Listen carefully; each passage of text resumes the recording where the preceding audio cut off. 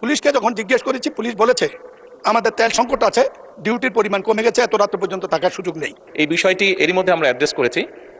Police সহ emergency বাহিনী যারা আছে, পুলিশ হোক, অ্যাম্বুলেন্স হোক, ফায়ার ব্রিগেড এই জাতীয় যারা আছে, তাদের উপর থেকে এই যে এম্বার্গোটা ছিল এটা সরিয়ে নেওয়া হয়েছে। এটা আরো 2 দিন আগে এই সিদ্ধান্তটি আমরা গ্রহণ করেছি, 2 দিন আগে এটি ক্লিয়ার করে দেওয়া হয়েছে।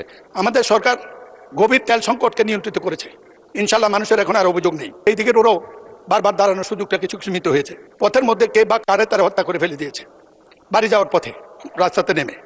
আমি পুলিশকে যোগাযোগ করেছিলাম, বিষয়টি এটি, আমাদের সরকার গভীর তেল সংকটকে নিয়ন্ত্রিত করেছে, ইনশাল্লাহ মানুষের এখন আর অভিযোগ নেই।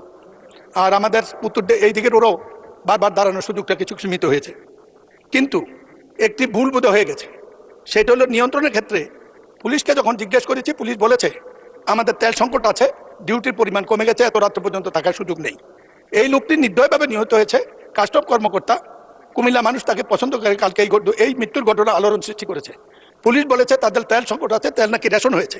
পুলিশকে তেল রেশন না করলেও আমি মনে করি অসুবিধা হবে না। এমনি আইন শৃঙ্খলা পরিস্থিতির উন্নতির দিকে আমি স্বরাষ্ট্রমন্ত্রী এখানে নাই, মাননীয় প্রধানমন্ত্রীর দৃষ্টি আকর্ষণ করব, এই ব্যাপারটি পুলিশের তেল রেশন, আইন শৃঙ্খলা বাহিনীর তেল রেশন অবিলম্বে প্রত্যাহার করা হোক, নাহলে আইন শৃঙ্খলা সংকট সৃষ্টি হবে। এতে আমাদের জনগণের নির্বিঘ্নে চলাচলের সমস্যার সৃষ্টি হয়। আচ্ছা, মাননীয় সংসদ নেতা কিছু বলতে যাচ্ছেন? মাননীয় স্পিকার, আপনাকে ধন্যবাদ। মাননীয় সংসদ সদস্য, আপনি যে কনসার্নটি এক্সপ্রেস করেছেন, মাননীয় স্পিকার, মাননীয় সংসদ যে কনসার্নটি এক্সপ্রেস করেছেন, এই বিষয়টি এরই মধ্যে আমরা অ্যাড্রেস করেছি। পুলিশ সহ এমার্জেন্সি বাহিনী যারা আছে, পুলিশ হোক, অ্যাম্বুলেন্স হোক, ফায়ার ব্রিগেড এই জাতীয় যারা আছে, তাদের উপর থেকে এই যে এম্বার্গোটা ছিল এটা সরিয়ে নেওয়া হয়েছে।